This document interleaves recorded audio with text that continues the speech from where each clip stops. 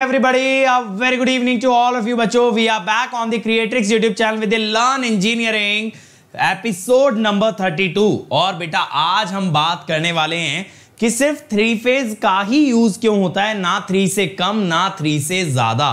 ये एक ऐसा क्वेश्चन है जो हर इलेक्ट्रिकल इंजीनियर के दिमाग में एक ना एक बार जरूर आता है, जिसके बारे में वो सोचता है, समझता है, बट बहुत बार शायद कोई सामने से पूछे तो आंसर नहीं कर पाता है. लेकिन बेटा आज के बाद आप आंसर करोगे, ताबड़तोड़ आंसर करोगे, सबको बताओगे कि थ्री फेज का ही यूज क्यों किया जाता है. तो चलिए शुरू करते हैं आज की जर्नी. मैं हूं आपका होस्ट एंड दोस्त अंकित गोयल, जिसका 2 बार गेट में AIR 1 रहा है 2018 और 14 के अंदर. इसके अलावा मुझे प्रेसिडेंट की तरफ से गोल्ड मेडल दिया गया इन द ईयर 2013 जब मेरा ग्रेजुएशन पूरा हुआ IIT से. आज तक बेटा मैं 2 लाख से भी ज्यादा बच्चों को ट्रेन कर चुका हूं फॉर गेट एंड DSE और करेंटली मैं अनअकैडमी में एज अ डायरेक्टर वर्क कर रहा हूं फॉर गेट डिपार्टमेंट. अब मेरे बारे में ये सारी बातें आप लोग जानते हैं, समझते हैं, लेकिन बच्चों सबसे इंपॉर्टेंट बात क्या है? सबसे इंपॉर्टेंट बात यह है कि ये जो हमारी अनअकैडमी टीम है, they work really hard in order to make you guys successful. तो हमारा बेटा एक ही एम होता है, एक ही लक्ष्य होता है कि जो भी बच्चे हमसे जुड़े हैं उन बच्चों तक बेस्ट इनिशिएटिव्स पहुंचने चाहिए, उन बच्चों को जीवन में आगे बढ़ना चाहिए, वो किसी भी रेस में कहीं से कहीं तक भी पीछे ना रह जाएं. That is what we work for and that is what we want to achieve. ठीक है बेटा. अब इसके लिए आपके लिए हम एक के बाद एक इनिशिएटिव्स लेके आते जाते हैं और ये इनिशिएटिव आपको फ्री ऑफ कॉस्ट प्रोवाइड करते हैं, ना सिर्फ YouTube के माध्यम से बल्कि अनअकैडमी ऐप के माध्यम से भी. तो अनअकैडमी ऐप बेटा इंस्टॉल कर लीजिए फोन में, उसके बाद हमारे सभी फ्री इनिशिएटिव्स को एंजॉय कीजिए using the code Ankit ESE. चलिए तो बच्चों बात करते हैं कि थ्री फेज का यूज हम लोग क्यों करते हैं. आपने थ्री फेज वायर बहुत देखी होंगी, जैसे ये थ्री फेज ट्रांसमिशन लाइन दिख रही है, यहां पे 3 फेजेस हैं बेटा और इधर भी आपके 3 फेजेस हैं. So these are the three phase transmission line. तो थ्री फेज का यूज क्यों हुआ?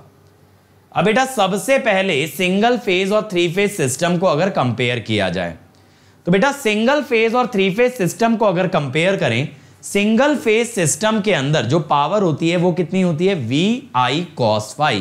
और थ्री फेज में होती है 3VI cos phi.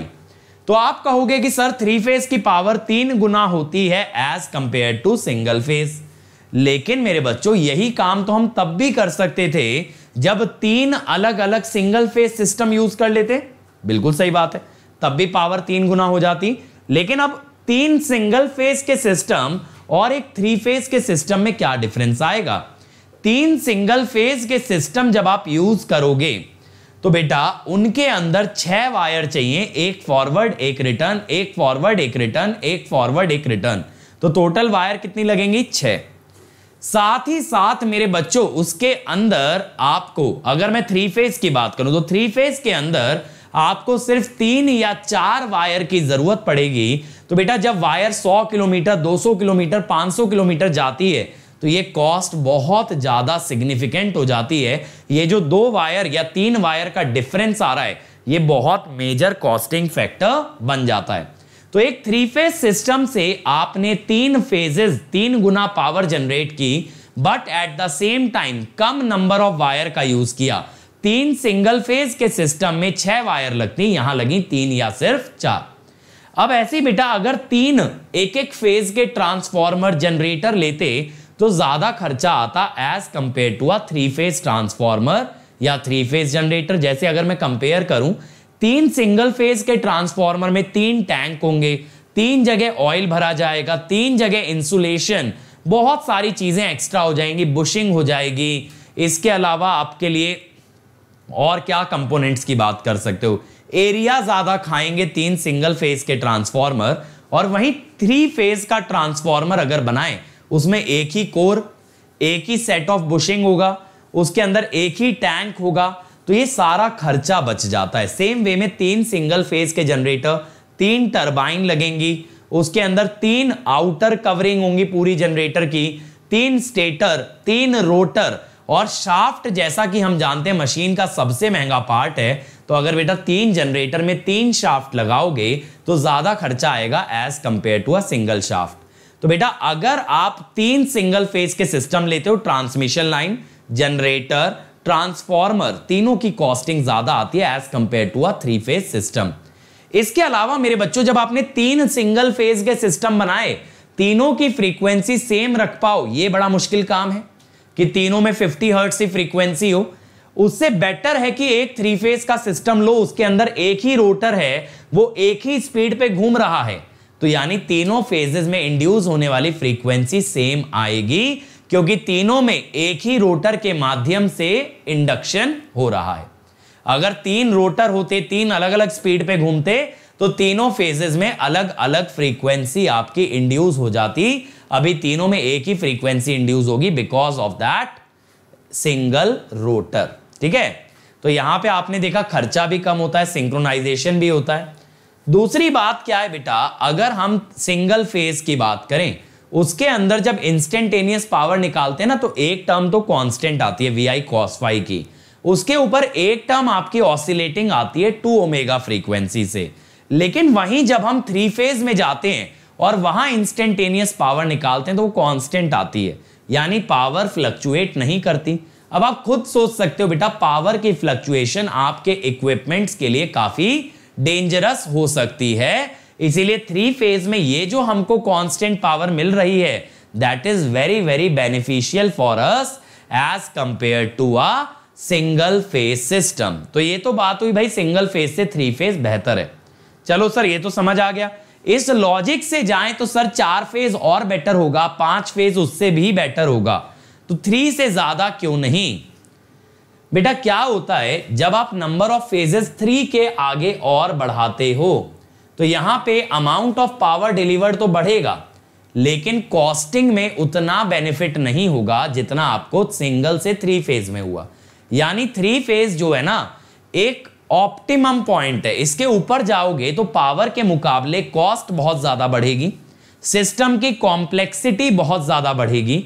एक जनरेटर में 6 फेज 12 फेज मैन्युफैक्चर करना, उसके लिए बहुत ही बड़े जनरेटर की जरूरत पड़ेगी, जो कि इकोनॉमिकल नहीं होने वाला है। तो बेटा जब हम ये कह रहे हैं ना पावर बढ़नी चाहिए, तो साथ साथ हम ये भी देखेंगे उस एक्स्ट्रा पावर के लिए कितना खर्चा करना पड़ रहा है। अगर मुश्किल हो जा रही हैं चीजें, खर्चा भी बढ़ रहा है, बट पावर उतनी ज्यादा नहीं बढ़ रही है, तो फिर कोई फायदा नहीं है। तो प्रैक्टिकली क्या होता है, 3 फेज से ऊपर जाने पे कॉस्ट का इंक्रीमेंट ज्यादा होता है as compare to increase in power, complexity का इंक्रीमेंट ज्यादा होता है as compare to increase in power. So we don't prefer to go above 3 phases. Okay, तो बेटा कॉम्प्लेक्सिटी इंक्रीज हो जाती है, यहां पे आपको ज्यादा सर्किट ब्रेकर्स चाहिए होंगे, ज्यादा बस बार रिलेज चाहिए होंगे, तो उतना एडवांटेज नहीं रह जाता एक्स्ट्रा पावर डिलीवर करने का, जितना मुश्किल कठिनाई बढ़ती है या खर्चा बढ़ता है। ठीक है, तो उम्मीद करता हूं आपको समझ आया होगा कि 3 फेज का ही यूज क्यों करते हैं, क्या एडवांटेजेस हैं, क्या डिसएडवांटेजेस हैं, और 3 फेज के ऊपर क्यों नहीं जाते। अब कभी कोई इंटरव्यू में पूछे या वैसे भी पूछे, तो you should be able to answer. और बच्चों जो लोग मेरे साथ मशीन कवर करना चाहते हैं, जल्दी से प्लस पे आ जाएं। 2 ईयर का सब्सक्रिप्शन ले लो बेटा, 42,480 का है, और या फिर 2 ईयर आइकॉनिक ले लो, क्योंकि आज ज्वाइन करने से इस पे कैंपस प्लेसमेंट भी आपको सब्सक्रिप्शन में फ्री दिया जा रहा है। जो भी आप लेते हो आपको कोड लगा देना है अंकित ESE, और इमीडिएट आपको मिल जाएगा 10% डिस्काउंट, और डायरेक्टली मुझसे कनेक्ट हो जाओगे, ताकि मैं आपको साथ साथ गाइड करता चलूं।